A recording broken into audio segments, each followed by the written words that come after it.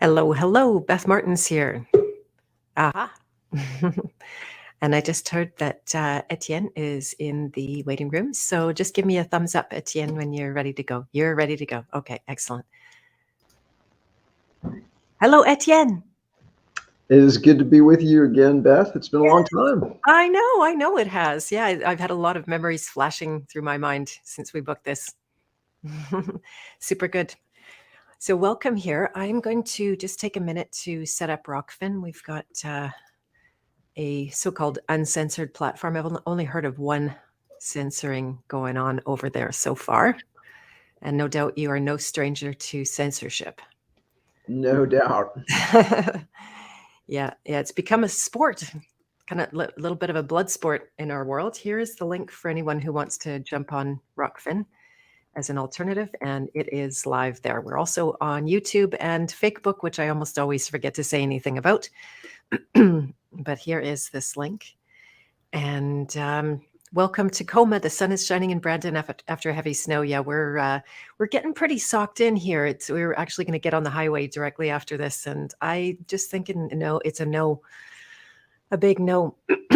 But so let us get started. I'm going to, if you guys aren't familiar with Etienne, then I'm just going to share a little bit about him.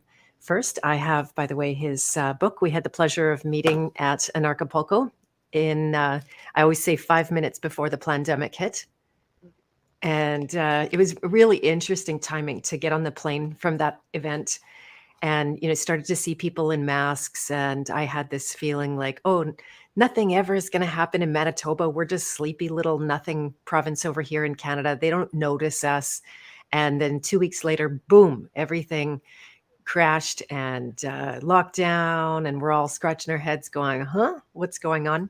And I hosted you not long after. You were one of the first people to actually call out the scamdemic. You taught me that word. Thank you very much for that. And it all was revealed very, very clearly to us. And I just wanted to say hello to a few people in the chat that have come in. Mankinder, hello, welcome. And Missy Bear is here. I'm so glad you're around, and your good partner, Mr. Billingtano Bear.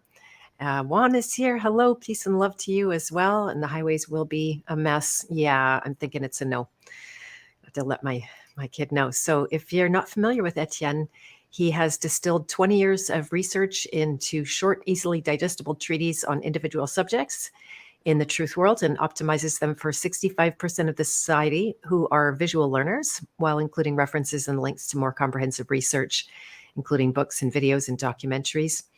He's the founder of a startup public policy organization, the ArtOfLiberty.org. Did I get your URL correct there, by the way? I didn't get a chance You to. did. Your artofliberty.org. Okay, very good. And it's exposing illegitimacy and criminality in the quote unquote government and the hidden curriculum of organized crimes, mandatory government schools, scouting programs, police, military training, again in quotes, and the pseudo religion of statism. Actually, the year that I was there was when James Corbett got on stage and did a dramatization of the religiosity. So he, from the back of the audience, showed up in his Jesuit robes. I don't know if that was Jesuit or what, but the big robes and the praying and the chanting and all teaching us how the state really wants to take the place of that religion that we have in our hearts and minds. We have a parking space for that, and the state wants to just pull in and station without us even realizing. And so definitely a pseudo religion causing obedience and fealty. I'm realizing I don't even know that word. You might have to let us know. Order following, tax slavery, and then you've been at work providing resources for people. So I'm really excited to talk to you today. Again, this is Etienne's.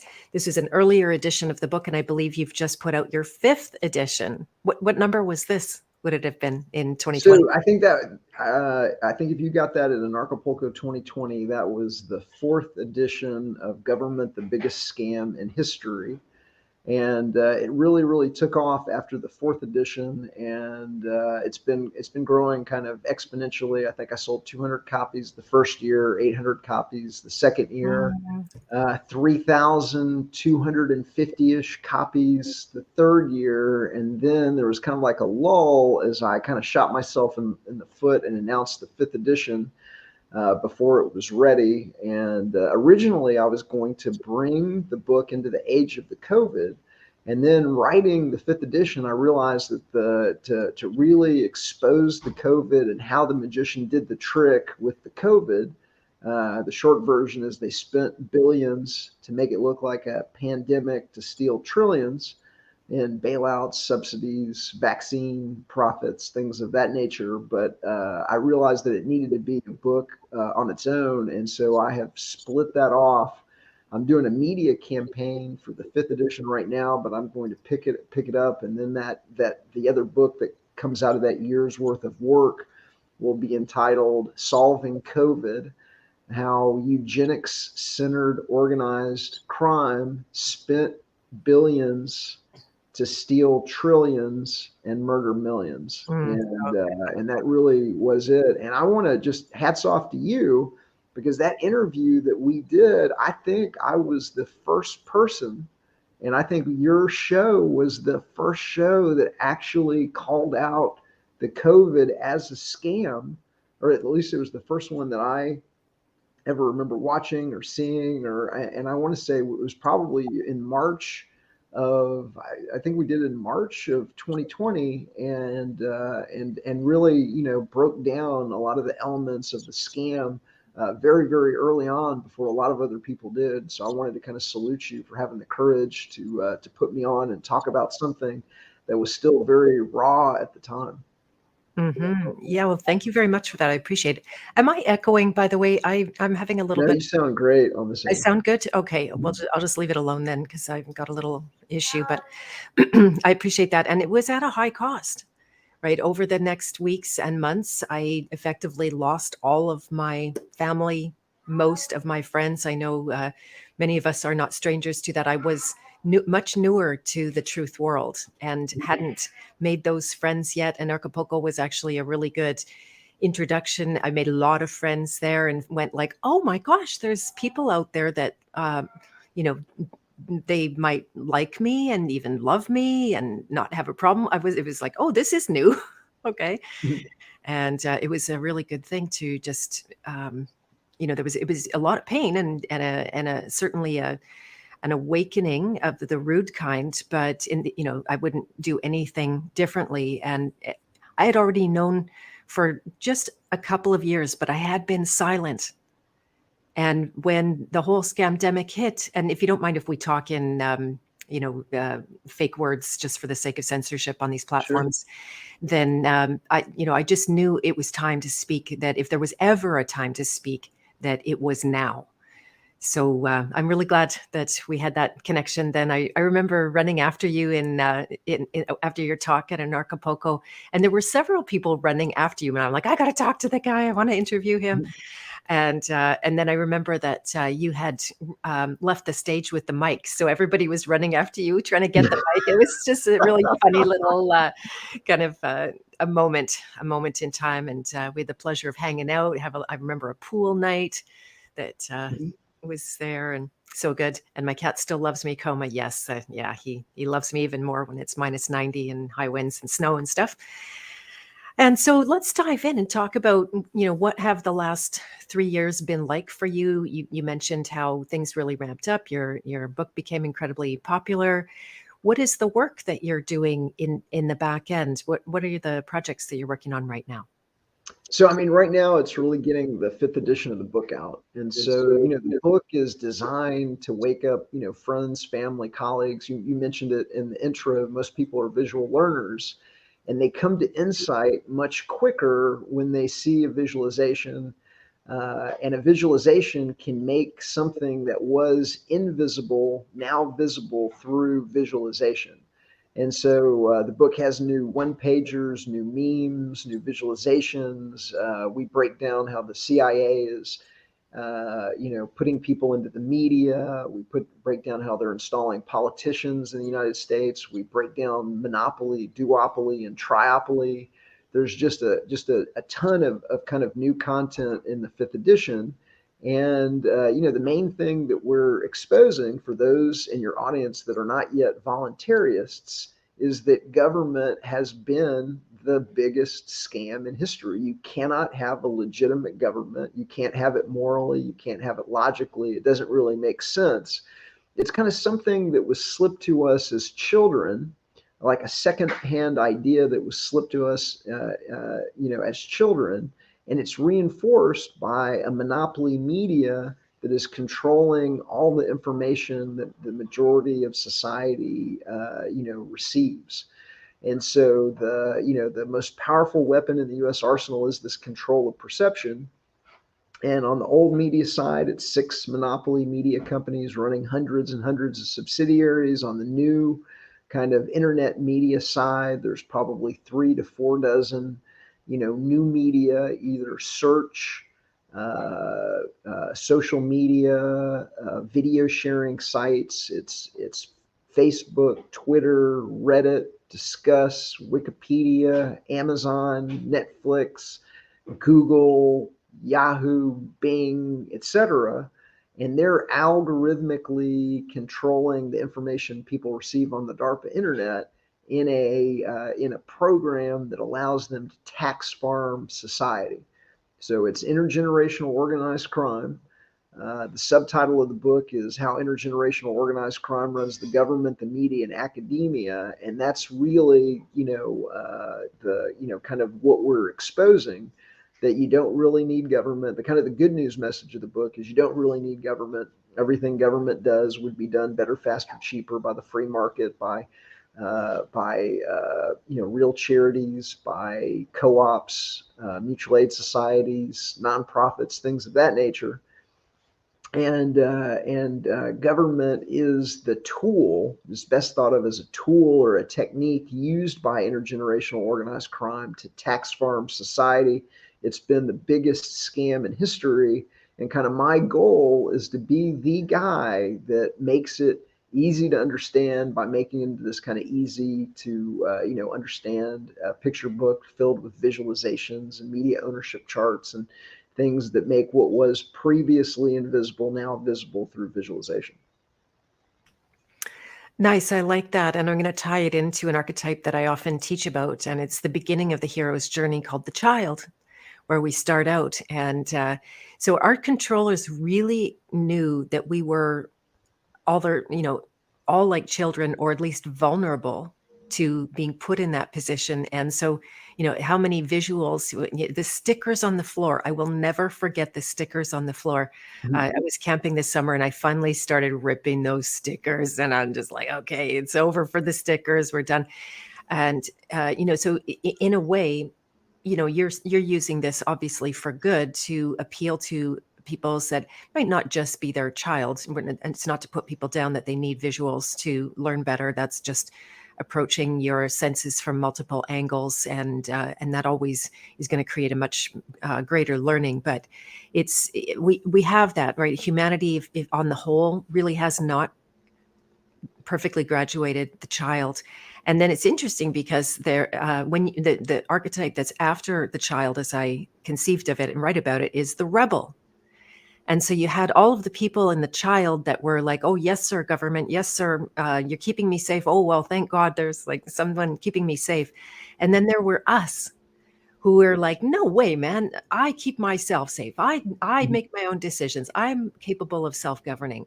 I don't need that. And I'm going to instead get mad and rail against this machine, which I came to see over the last couple of years, how it's equally as big a trap as that child archetype. So on both sides, we have a lot of work to do. So how have you seen things change in our community over the time? And like, do you feel like there's a lot of people will say this these days, so many people have woken up? Do you reflect that as well? Oh, absolutely. So, Mhm. I always describe there's kind of two, major pillars that have to fall to free a human mind from the scam of government. And one of those is just to realize that you can never have a legitimate government. There's no way to do it through a coronation. There's no way to do it through an election. If my girlfriend and myself can't vote to rob you because there's two of us and one of you, it doesn't matter if there's three of us or 10 of us or 330 million people.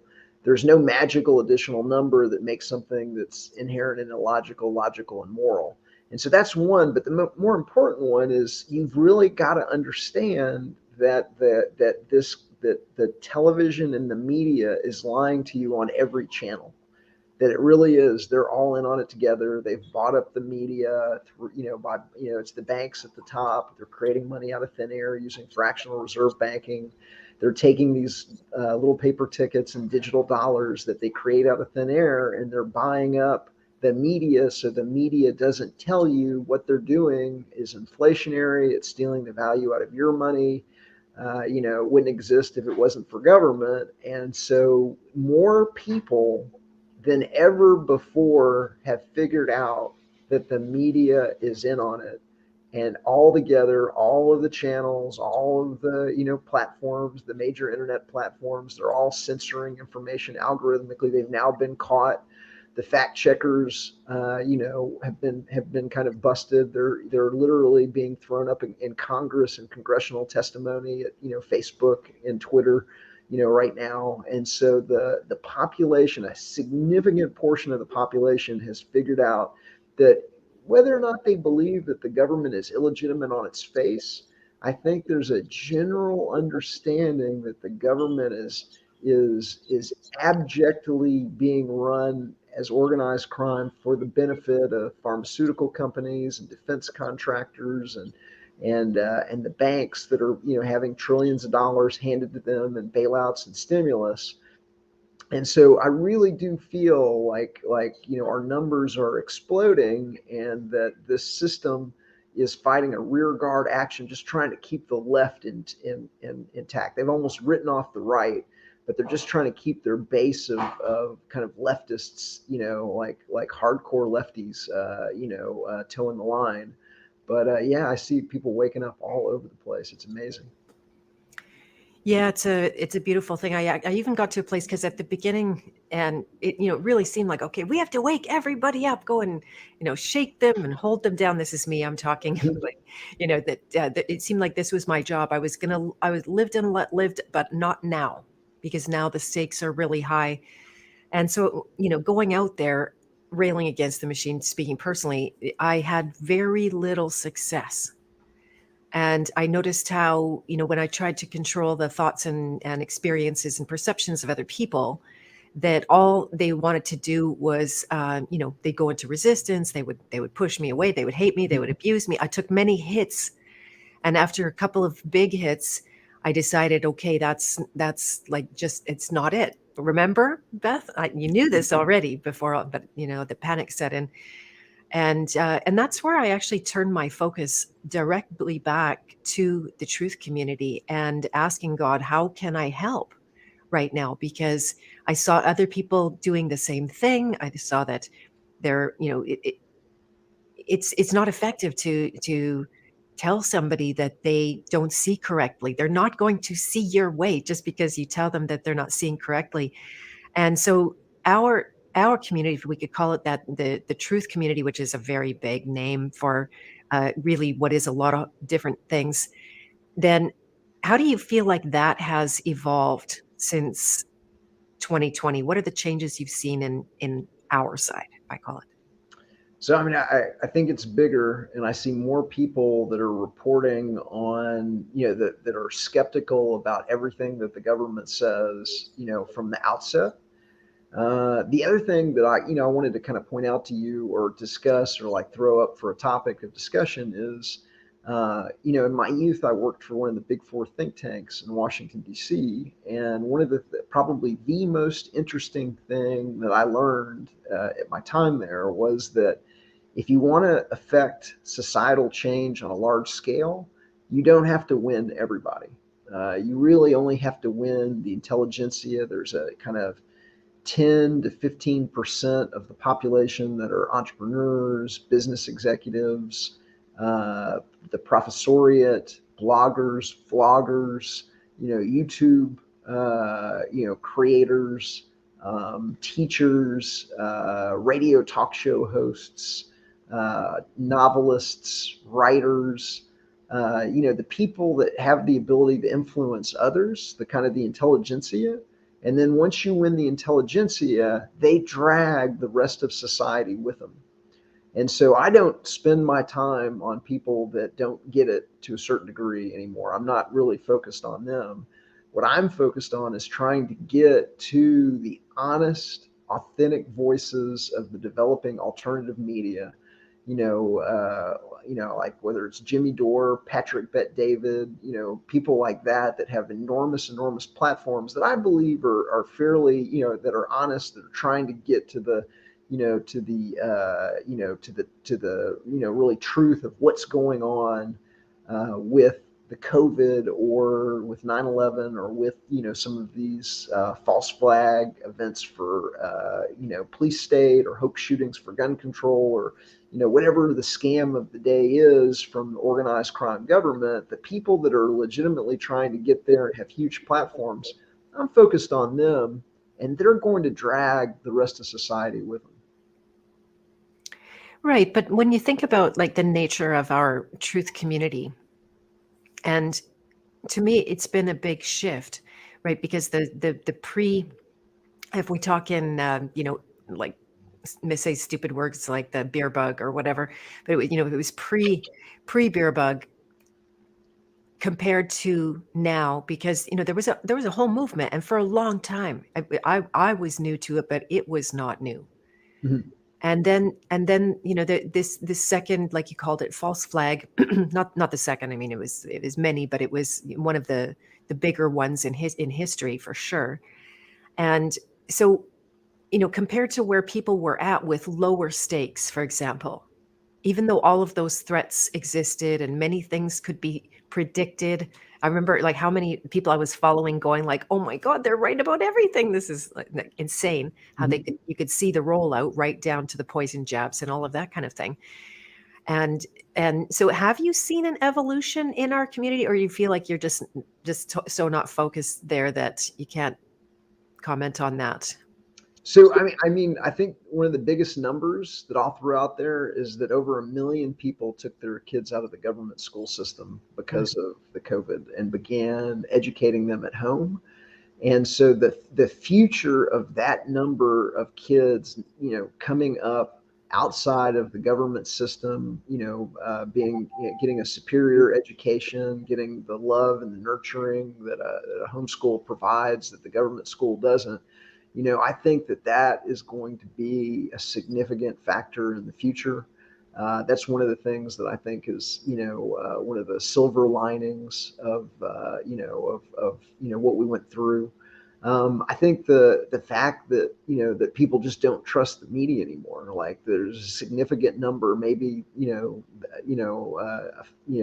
that exact same number or times 10 that just don't trust the media. That figured out that hey, the media really are in on it altogether.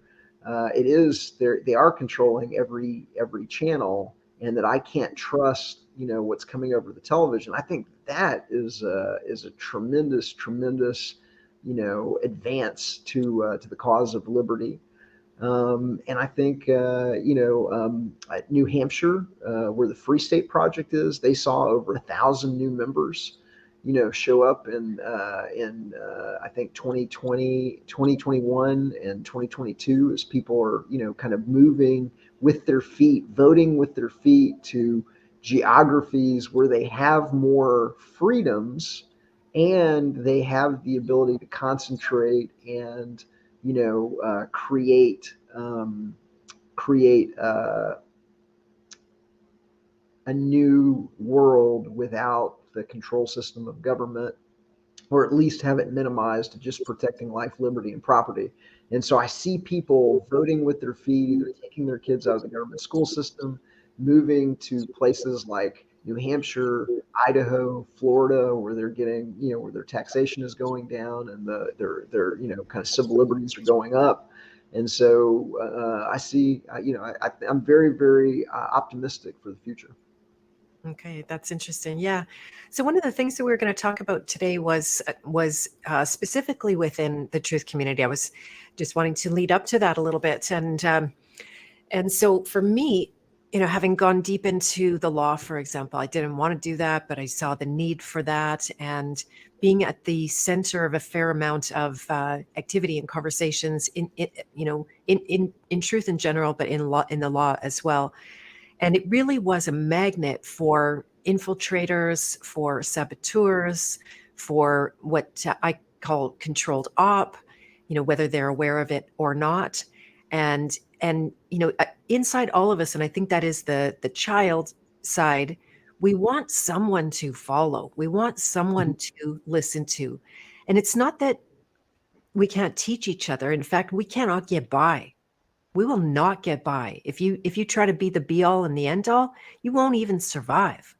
Mhm. Right? We are the body. I talk about this in terms of membership at a private association that I've created since this last year now, and we are the body of Christ. We are the members, and we all have our different roles and much to learn from each other.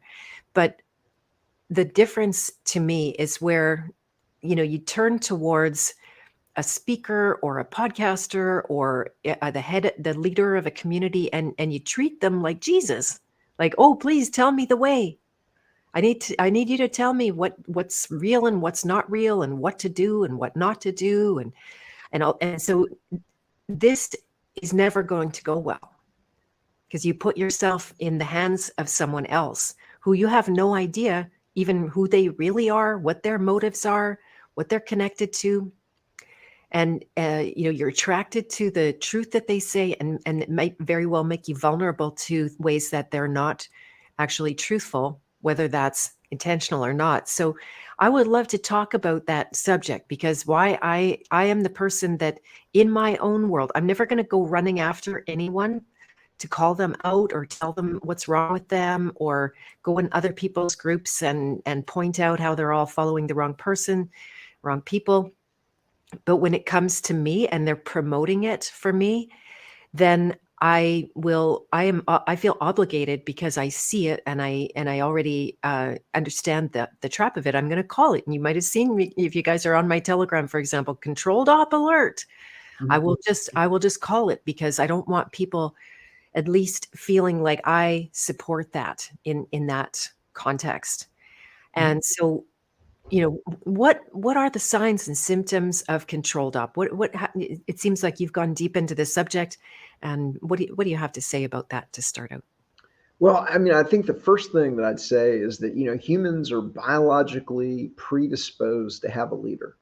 And I think that that goes back to a survival, kind of strategy or technique, or, whatever you want to call it, that, having a strong leader benefits the tribe as a whole. And so that we're predisposed to try and seek out and find a strong leader. Some people are biologically predisposed to be leaders, and you don't have to be a political leader to be a leader. But there are people that lead, and there are people that follow in the world. And so the powers that shouldn't be, one of the things that they're doing is they're leveraging this knowledge of human psychology to provide two different choices of a leader. You've got leader A, or you've got leader B, you've got red leader, or you've got blue leader, but you're going to have government leader. It's, you can have government leader A, which is blue, or government leader B, which is red, but you're going to have a government leader, and these are the choices that you're given. And so people become invested in kind of one of the things we break down in Government, the Biggest Scam in History, is they're sliding the population belief in government as a religion, and the president is the pope of the religion. The Senate and the House or the church leadership, and you go to the church school where the priest, the teacher, teaches you the holy documents of the Bill of Rights and the Constitution. The flag is the artificially indoctrinated holy symbol. They take you to middle school. In middle school, they take you to Mecca, Washington, D.C., where you go into the cathedral of the capital that looks like the Vatican. You go into the temples. You see the deities of Jefferson and Lincoln. It's very hushed and reverent, and you're submersed in this kind of artificial religion, and you're given these two choices of leaders. And so that is leveraging human biology. Now, in the antithesis to that, there is an opposition movement that is organizing and is challenging the system. And in that opposition movement, the government understands that this dynamic of wanting to have a leader exists. And so when a leader, I think it was Albert Pike said famously, when a leader is needed, one shall be provided. Okay. And so we're going to give you they're going to attempt to give you leaders that they manufacture and control. And so, Lenin said famously, he said, the best way to control the opposition is to lead it ourselves.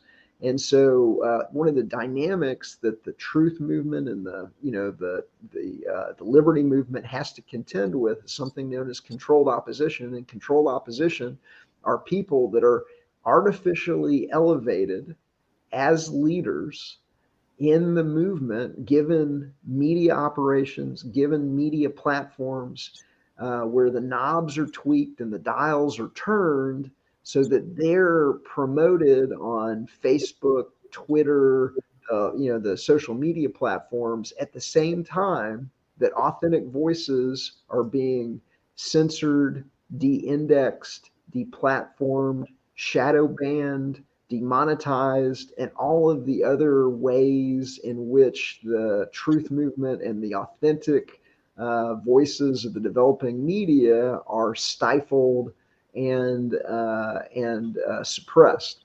And so that is what we're up against. Some of these controlled oppositions have been 100% busted.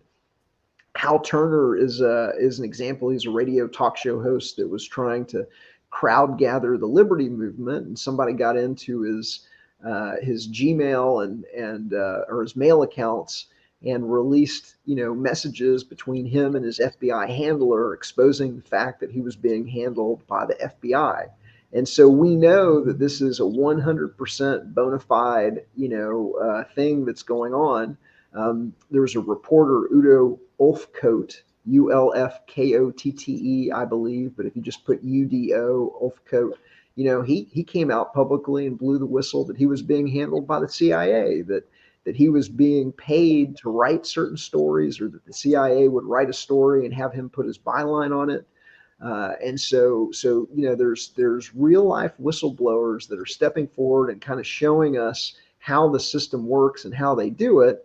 But there are many voices in the truth movement, and I have a list of them in Government, the Biggest Scam in History Exposed, that I do not trust and believe have been put forth to serve as these controlled opposition voices to lead people down a path into the Shemitah or Flat Earth or something like that, where they get the audience to shoot their credibility with their friends and their family, or they gatekeep at kind of key times. They'll tell you everything that everybody already knows to be able to gather the audience so that they can gatekeep it at key times and not take you the rest of the way, or try and control or steer the audience in ways that ultimately hurt what we're all trying to see, which is the system be exposed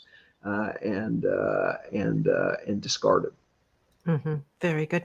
Yeah. And Billington Bear in the chat was pointing out how there's a kind of 80-20 rule, where if they don't have those, at least 80% of truth, nobody is going to listen to them.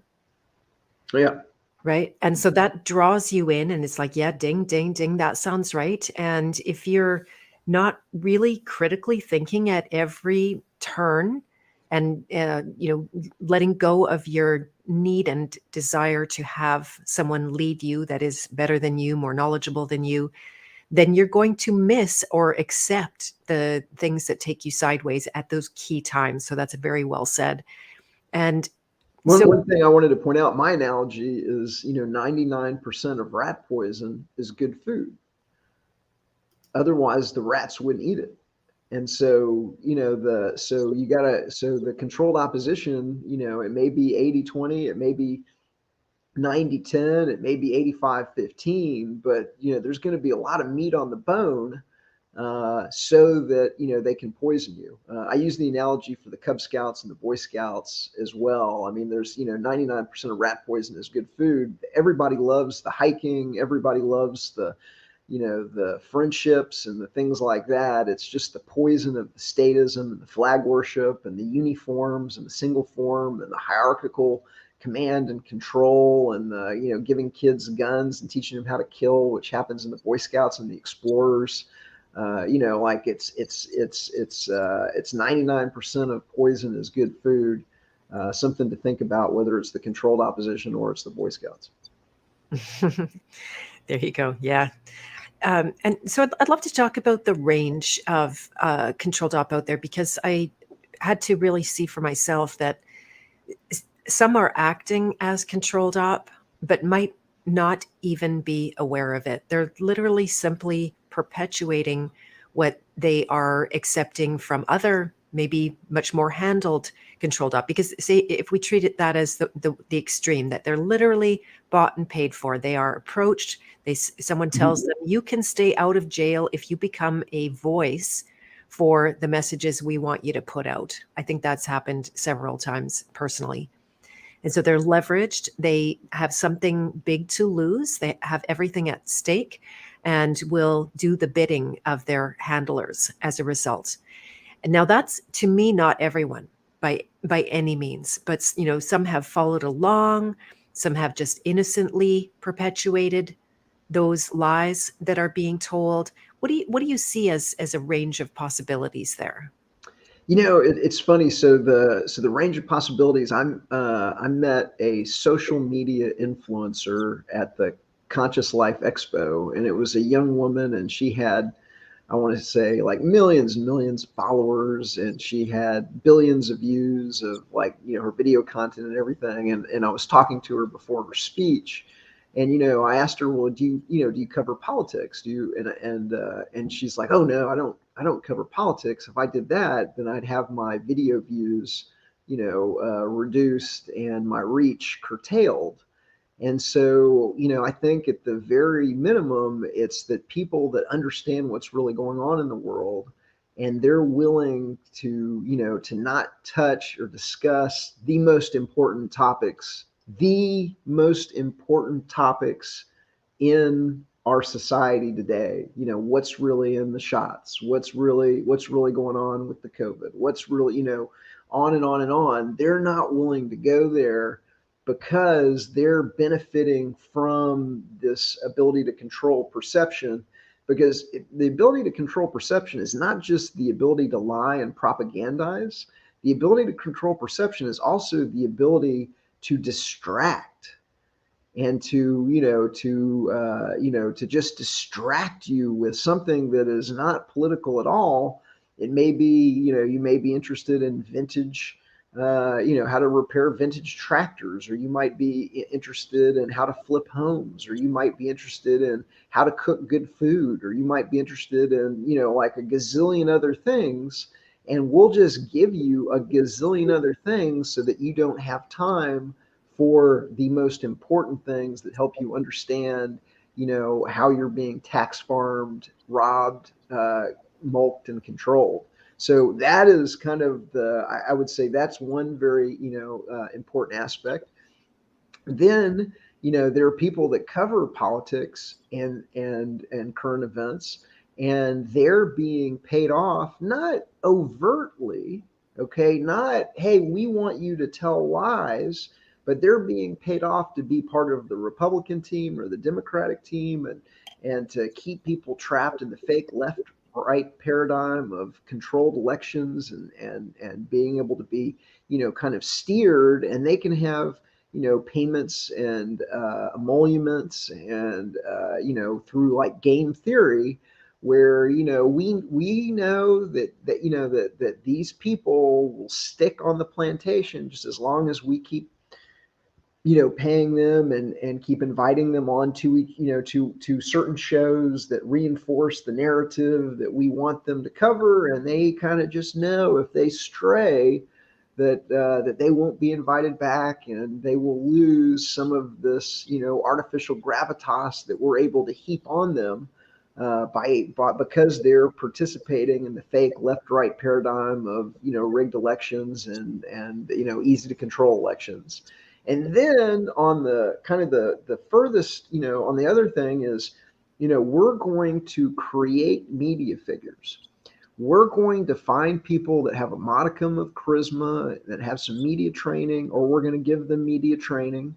And then we're going to set them up to the T with, state-of-the-art studios and production staff and producers and social media team and everything they need to be able to distract, deceive, and steer audiences into what they know are controlled opposition voices, controlled opposition events. We're going to control the microphone at these controlled opposition events.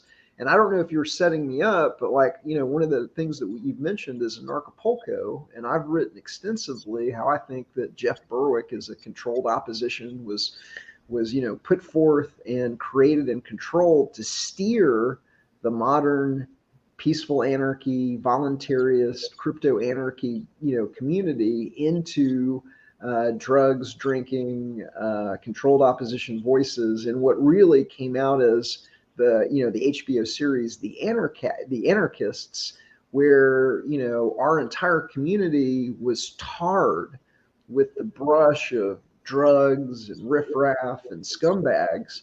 And in a program that was kind of brought to you by HBO, which is Time Warner Media. And so Time Warner Media, CNN is fake government news, and HBO is fake government documentaries. And I think that that's the example that I would give the most, is where somebody is created, they're given a platform. The media dials of Facebook and Twitter are tweaked for them to crowd gather an audience at the same time that authentic voices are being, demonetized, deplatformed, de-indexed, etc. We're going to take that audience and we're going to lead it in a certain direction with a conference and a media, campaign that is ultimately going to produce a docu-series that makes the entire movement look bad. And so I think he is absolutely the most prominent example of that. But there are others. I think Alex Jones does the exact same thing for the Patriot movement.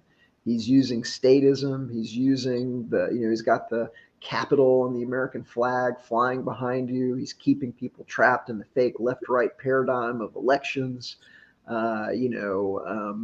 He's being used to warn others not to, tread on Sandy Hook or other obvious, government hoax shootings for gun control, or we'll take away all your money like we're going to pretend to do with Alex Jones. And so, so I think that those are probably the two examples that kind of are obvious to most people. But like, I think So that what's might that? be. Yeah. So what's that like for you, Etienne, to have had now? I mean, I'm assuming you had some kind of relationship with Anarchapulco, with the organizers there. I don't know about your relationship with Jeff and don't necessarily need to go. But what's that like for you that you were part of that, and maybe even, I'll hazard a guess to say, benefited from it in terms of people learning about you and being familiar with your book. That's where I bought your book. And so what is that like to now? Like, what is your relationship with them like now? Is that a hard transition to make? So, I had the so first off, I was a long time, attendee at Anarchapulco from 2015. I was there for the very first one. And some of my best friendships and strongest allies in the liberty movement I've met through Anarchapulco.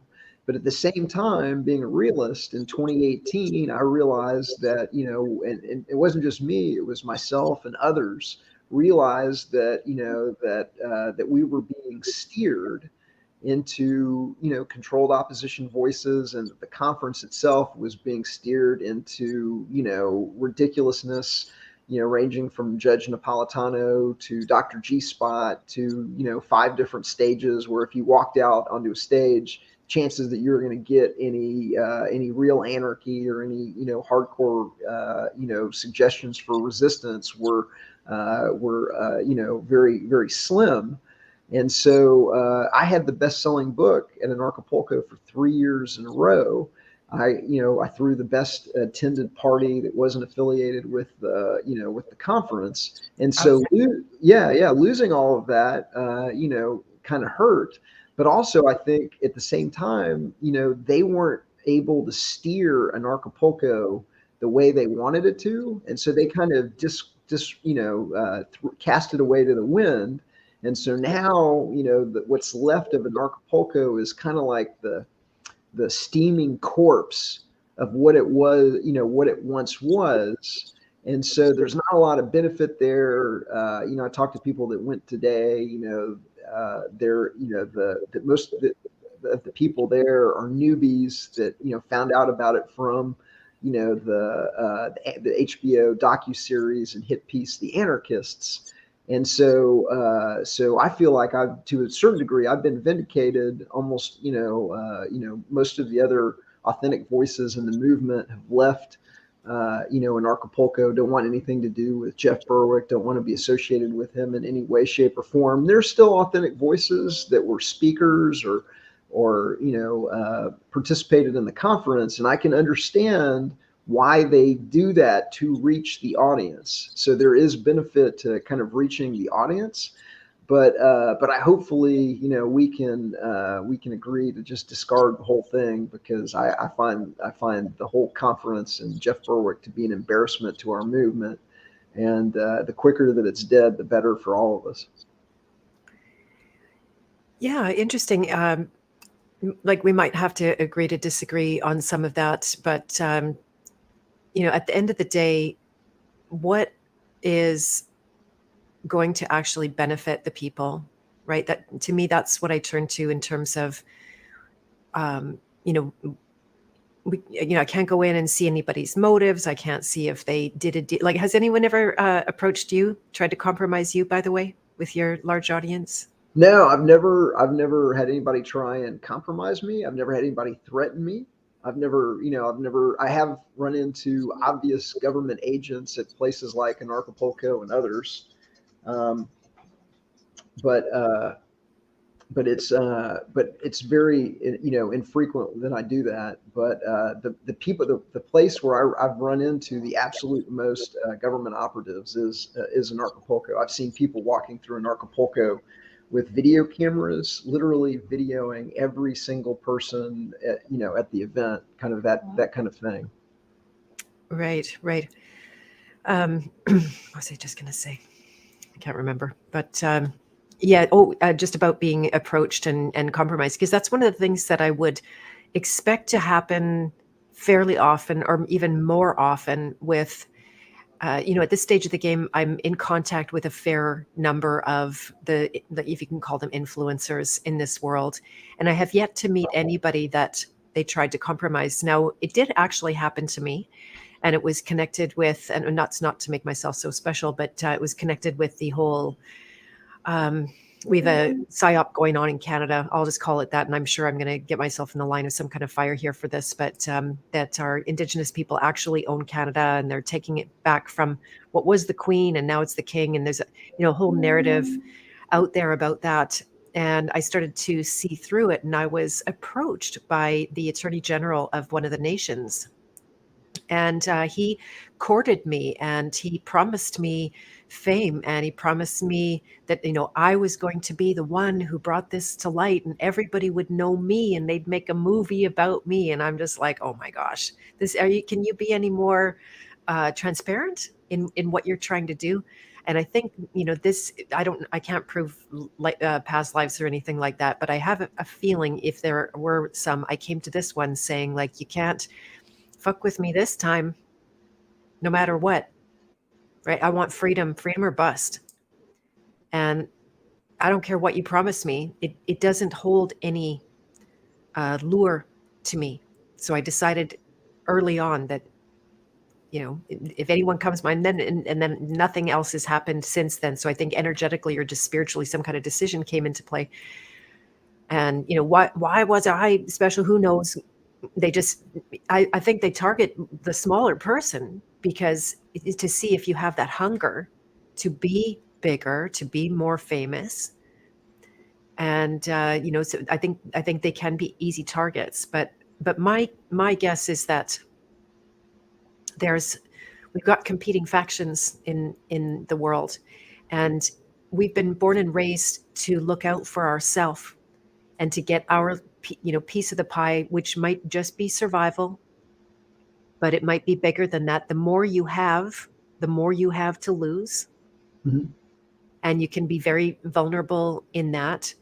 So I agree with you. Distraction is a major weapon of that movement.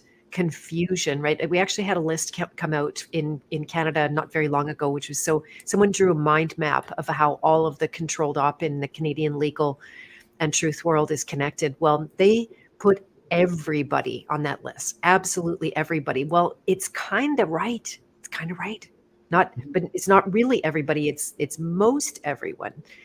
And so by creating this blanket list, it certainly wasted a night and a morning for me looking into it and all these, trying to go through the details and I'm posting it around and then very quickly realizing, like, all this is actually doing is creating confusion, not just for me, but for everyone that I'm showing it to. You don't get ahead. You waste your time in the process, Mhm.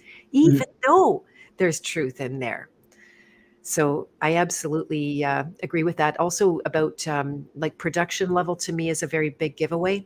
That if you Mhm. have the funds to create very slick productions with the music in the background and the scene changes and cuts and all of those kind of things, it's like that's not the average one of us.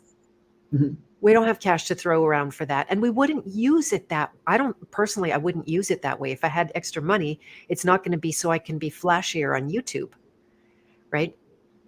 Because I just want to speak the truth, and neither do I want this to be an embarrassing production. I've had that too, but it's it's something that I always look at, and you can actually see in there's a theme of the production quality, not just the level, but the actual nature of the production. The branding is what it's called, because of my Mhm. background in marketing. I'm very sensitive to this, and you can see similar branding across platforms. Well, that's definitely pointing to some kind of common source, as far as I'm concerned. What do you think about that? Well, I mean, I agree. Like, if you take a look at the HBO series, The Anarchists, it was top notch. I mean, it was, everything that you'd expect from HBO, all of the quality that, the production quality that you expect from HBO. Yeah, they're not Um, gonna host it if you don't have the production quality, for sure.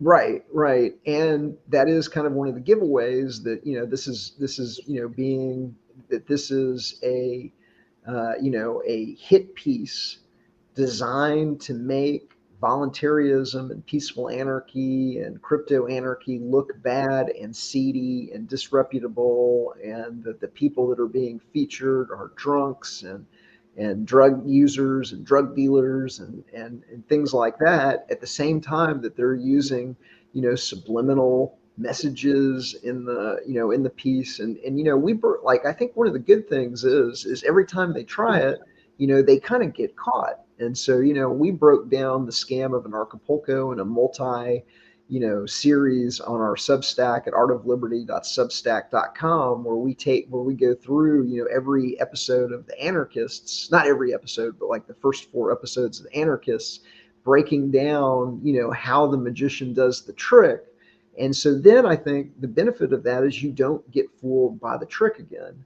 And so every time they try one of these controlled opposition, either events or conferences or it allows us to figure out how they're doing it, who's involved, and then that kind of burns those media assets, so they can't really be used again, or they're not going to be as effective again. And so we're slowly and surely discovering who's on Team Truth and who's on Team Lies.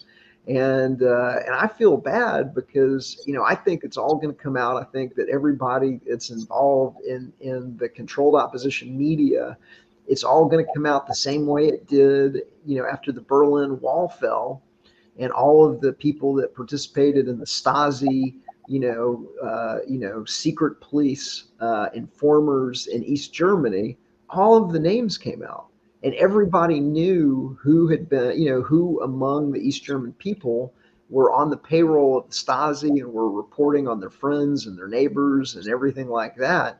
And it just didn't end up well for them. And I have a feeling that the exact same thing is going to happen for the controlled opposition media. One thing the government does well is keep files. And, one day those files are going to come out, and we're going to figure out who's was on, which team. And I just don't think it's going to go well for the people that have participated. Right. Yeah. I did a stream with Chance Garton. It was called The Devils in the Data. And you're right about records. I just had this memory the other day about, like all of our track record, what we're up to, what we're saying. It's all going in the file. And there were so many people that they knew the truth, but they were not willing to go on record and have that running long file. And I think at the end of the day, that itself is a kind of illness epidemic, because that does actually make the truth tellers more vulnerable if there's less of them. Yeah. But I think I think we passed more or less out of that. And so here's the effect that it's had on me, seeing that, almost most everything that is out there, and everything. This is another thing to just say, like, everybody's not all one way. We all have two sides. As if, and I mean, there's the source of that, but there's still the two sides, and they can, sometimes when a bad guy gets attracted to me, or kind of whatever coming for me, I try to remember that there's both sides of them, and that there's so much that we can influence inside those relationships, and whether it's like being the person who has the integrity and being at least the example of that, and the mirror back, so that's where I start to just say, okay, well, what is our job here, and what is, given the distractions and the confusion, what are we to be doing if it becomes, once you've called out, then what, right? Are you going to make a job? Are you going to make a job out of that? Are you going to make a profession out of that? Or, what is the work that we're really truly here to do? Once the lies are seen, once that we understand what's legitimate authority and what's illegitimate authority, then what is the work to be done, do you think, Etienne? Well, I think part of it is steering people towards solutions. And so, some of the feedback that I get, from the book is that I do a really good job of explaining, how organized crime runs the government and the media, and how the control perception system works. But it doesn't matter, because, we just need government. And so one of the things that I want to do, and I've got to finish up my book on the COVID first, but like one of the things that I want to do in the future is I want to write another book exposing the world to the wonderfulness of voluntarism, the market mechanisms that give you everything that people want the government to do without the extortion or the violence of the government. Like, I think, a lot of people that just, it's because it's been purposefully hidden from them by the government that doesn't want people to understand how the free market and mutual aid societies and real charities and co-ops and nonprofits could do everything that the government does besides redistribution. But, whether it's deliver the mail, whether it's air traffic control, whether it's, armed protective services that the government calls the police, whether it's dispute resolution that they call the courts, all of that could be done better, faster, and cheaper without giving a minority of the population, rights that the other people don't, without giving a minority of the population the ability to use extortion and violence on everybody else. Like I think if people really, really understood that, then there would be, they would say, well, why don't we do that instead of government? And so, I want to, in the future, once I get, my book Solving COVID done, I'd like to focus on solutions, because I think the world needs more solutions and an understanding of that we just don't need government. Right. And the fact is that that system, that public system, is crumbling.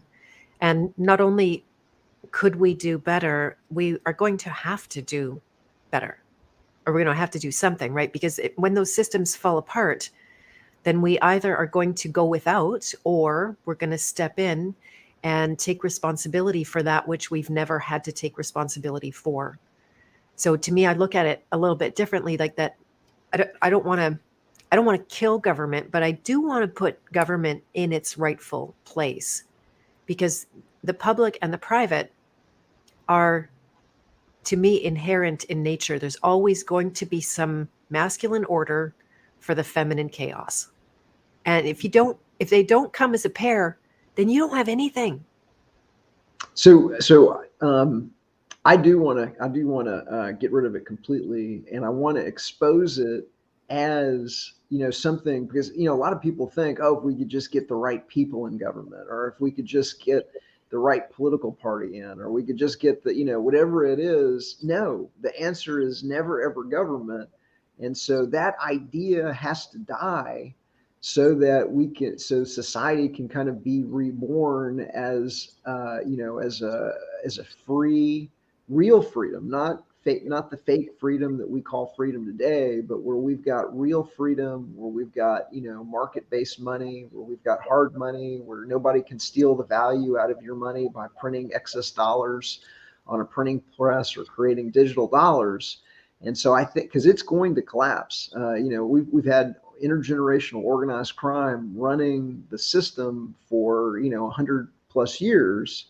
And so they have robbed all of they've robbed everything that can be stolen. They've ripped out the copper piping in the wall. They've stolen the silverware out of the White House. They've got, everything almost everything that can be stolen has. And so I almost hate to tell people that are they're on fixed incomes, but you're probably not going to have Social Security, because they've stolen everything out of the lockbox, and they've left, last time I checked, $3 trillion worth of IOUs in a filing cabinet in West Virginia. I mean, there's no way to reinflate a currency where the population has lost value. And so, get out of dollars. I don't understand why anybody has a nickel in the dollar system. This system is going to collapse. And I think it's important that once it collapses, because it has been a Ponzi scheme, and it has been being run for the benefit of the few at the expense of the many. It is so very important that we reboot on the free market, on hard money, on voluntary relationships between people, on private armed protective services instead of monopoly police, on private arbitration and dispute resolution versus the mandatory government courts. We're going to lose again if we reboot on the exact same system, or even worse, or if we reboot on central bank digital currencies, or something similar. And so it's very, very important that we get to the intelligentsia, we explain what has happened, and we expose how the magician does the trick, so society isn't fooled by the magician again. Yeah, very good. And as we start to close up, do you want to? Somebody's asking, just isn't voluntarism the idea? Fatsmak Biblical is asking the idea of working within self-government while respecting others. Is that how you would define it, or is there? I describe and define voluntarism as the idea that all relations between human beings must be voluntary, that nobody gets rights that other people don't have. Nobody gets an exception for morality. Nobody can engage in extortion or violence against other people. And so this is one of the reasons why that government is illegitimate, is because they're routinely violating natural law rights. They have rights that other people don't. They get to use extortion. They get to use violence. They go abroad and murder people in wars based on lies and manufactured intelligence. And so that's kind of half of the definition. And then the other half of my definition is it's really an understanding that the world is a self-organizing system. It produces spontaneous order, and that everything that the government does besides redistribution would be done better, faster, and cheaper by the free market, by mutual aid societies, by co-ops, by nonprofits, by real, genuine charities, and that we just don't need government. And so the two pillars that have to fall are, you got to number one, you got to understand you can never have a legitimate government. There's no way to do it with a monarchy or with a coronation or with an election. It's impossible for one group of people to acquire the ability to rule and rob the rest of society. You can't ever have that. Okay. And so once you have that realization that there can never be a legitimate government, well, then the only real alternative is voluntarism. It's the only ism that is fair for everybody. Nobody gets the ring of power because there's not a ring of power.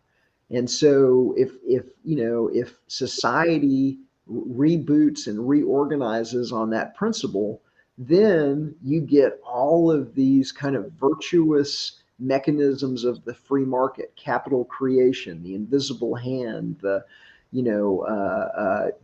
provide everything that the government would provide without the violence and extortion and illogical, immoral, nature of government today. You get it because, thank God, the world is this self-organizing system, and it's going to provide the roads, and it's going to provide air traffic control. Canada privatized your air traffic control system over a decade ago, and planes aren't falling out of the sky in Canada.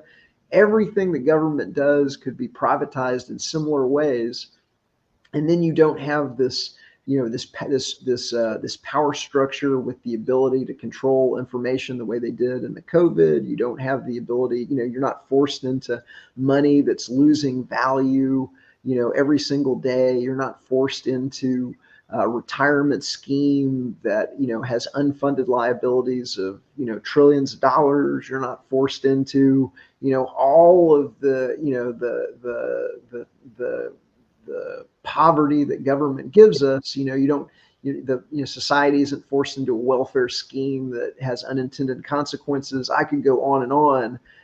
You get to decide what to do with your money. You get to decide who you associate with. You get to decide what charities in your community that you support, and you would have, more than enough money. So like if the government just wasn't stealing the money, the final message to your audience is that we would all be dramatically wealthier, and we would have more than enough surplus to take care of the poor, the needy, the disadvantaged, if government just wasn't stealing half of our income in overt taxes, covert taxes, and inflation. Mm-hmm. Yeah, well said. Definitely. And Canada's a prime example because, we thought we hit the jackpot. Everything's taken care of here. We have our public medicine, and we're the good ones over here. And then look at us now. We have one of the most intense situations of tyranny on our hands. It's a little bit of a reprieve now. The Romans have receded, so to speak, if we're there in that part of history. But yeah, it has made us very dumb and vulnerable. And I think a really important distinction is coming out here, that voluntarism is the opportunity to bring order to the world, but not central order, not central control, right? That it's what you're willing to assume responsibility over. This is my take. You can have power over. If you're willing to do the work and get down in the trenches and you know give yourself the hardship for others' benefit, then yeah, that gives you some power in that institution.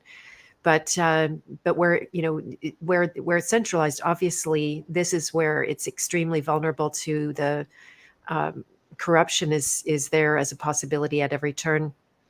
And so, yeah, I think that and when you get down to the just a basic definition of government, no one needs to control your mind, if and that's all but done by manipulation, and that's all it has to be done in an underhanded way, because if you overtly try to control someone's mind, they're just going to go like, okay, F you, get away.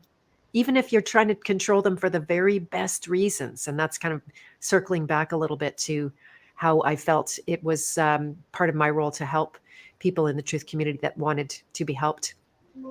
And snakes loosen before they constrict again. Yes, Millington, we're very aware of that here in Canada.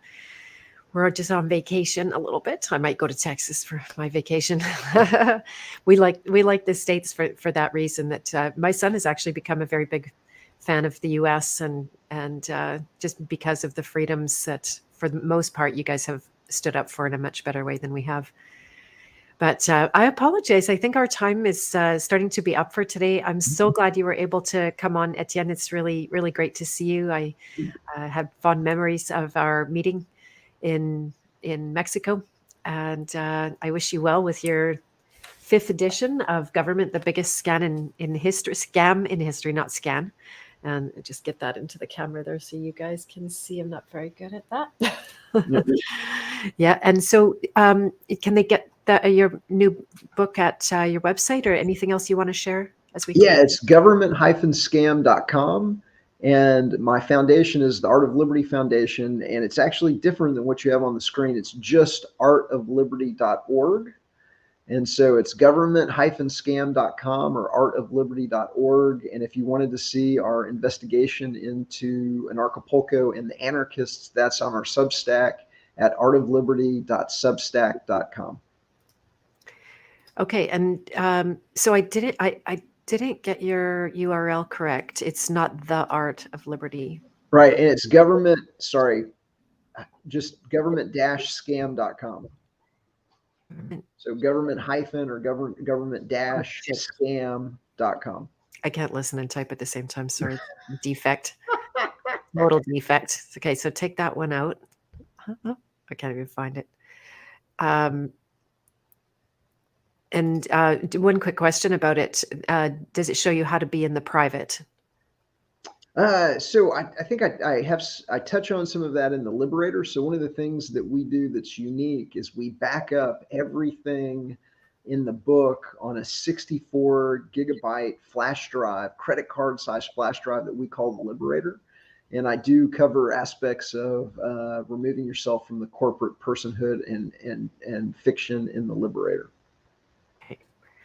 I tried one more time. Oh, Millington got it. There you go. Boom. Okay, fantastic. Great. Well, I really appreciate you coming on today, Etienne. Nice to reconnect. Stay in touch, please. Keep me posted on everything.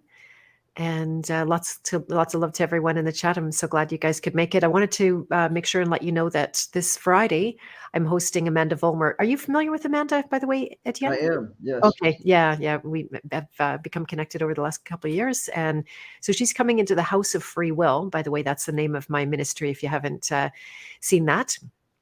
And she's doing a workshop on critical thinking. So this is something that not only do, normal, quote unquote, normal people need to learn, but we need to learn it. I know I fall back on my intuition a lot, and it's done me really well. But I know that there are skills that I don't have if I was to get into debates out of my level, and really want these skills. So you do need to be a member of the House of Free Will in order to participate. We are in the private domain. There is going to be a workshop coming up and teaching people how to go into the private with a service or an organization, not a business, by the way.